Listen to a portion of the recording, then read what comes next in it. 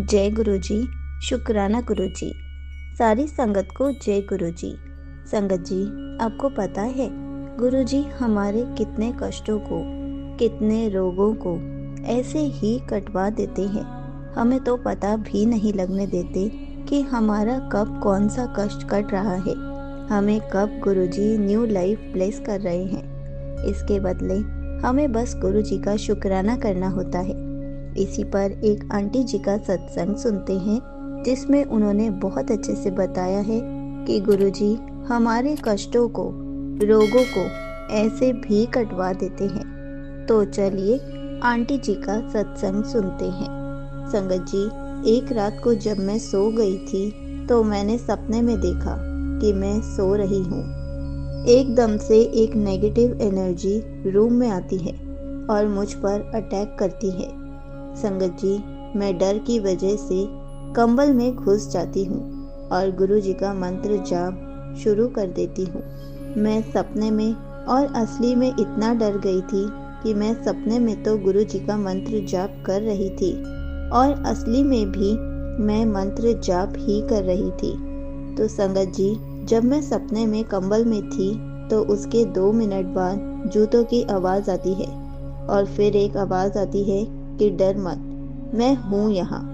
मैं समझ जाती हूँ कि यह आवाज़ गुरुजी की है और अब मैं सुरक्षित हूँ।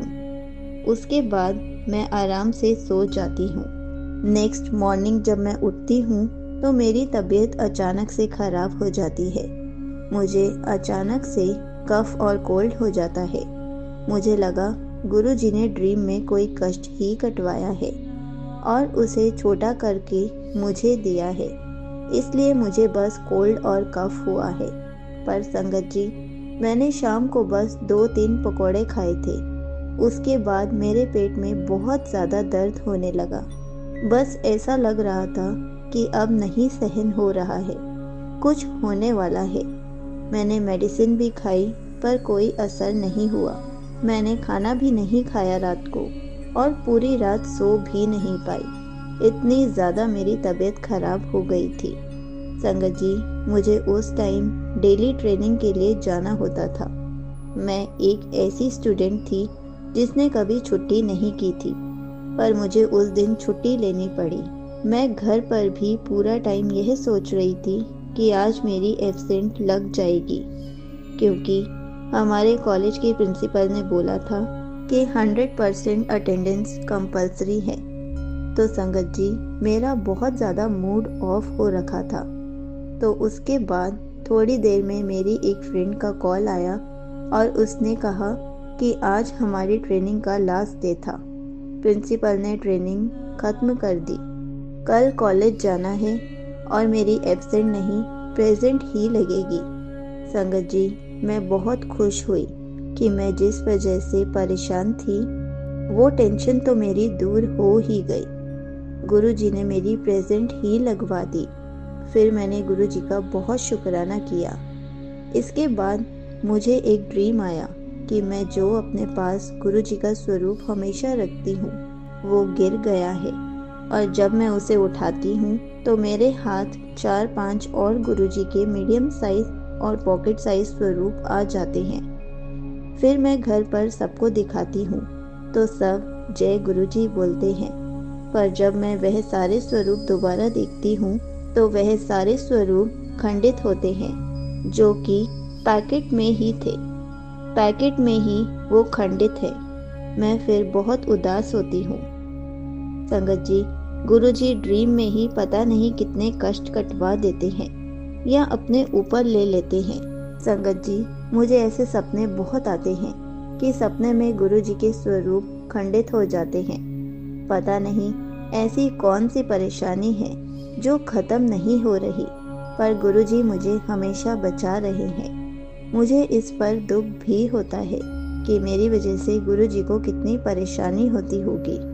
इसलिए मैं गुरुजी का हर पल शुक्राना करती हूँ और साथ में सॉरी भी बोलती हूँ कि मेरी वजह से आपको कितनी प्रॉब्लम होती होगी। यहीं पर आंटी जी का सत्संग समाप्त होता है। संगत जी, ये बात तो सच है।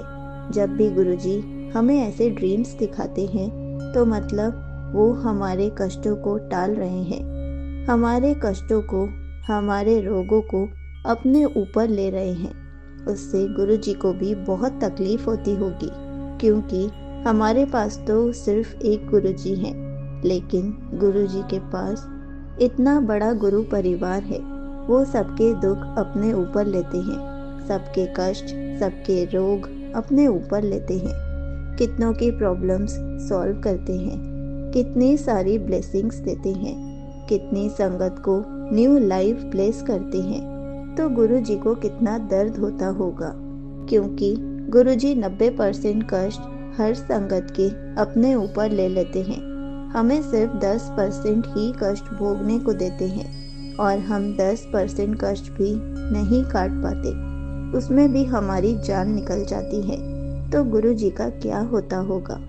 जिस दिन हम ऐसे सोचने लग जाएंगे तो हम खुद ही अच्छे कर्म करने लग जाएंगे, ताकि हमारी वजह से गुरुजी को भी कष्ट ना हो। और फिर जितने भी हमारे बुरे कर्म होंगे, पिछले कर्म होंगे, गुरुजी उसको ठीक कर देंगे। और जब हम अच्छे कर्म करने लग जाएंगे तो फिर गुरुजी को भी कोई कष्ट नहीं होगा। तभी तो हम गुरुजी के साथ कनेक्ट होते हैं कि गुरुजी हमारे सारे बुरे कर्मों को ख़त्म कर दें, हम अच्छे इंसान बन जाएं, अच्छे कर्म करने लग जाएं, गुरुजी की अच्छी संगत बन जाएं, गुरुजी के बताए हुए रास्ते पे चलना सीख जाएं। इसलिए हमें गुरुजी मिलते हैं, गुरुजी हमें अपनी संगत खुद चुनते हैं। इसलिए हमें गुरुजी का हर पल शुक्राना करते रहना चाहिए। जय गुरुजी, शुक्राना गुरुजी।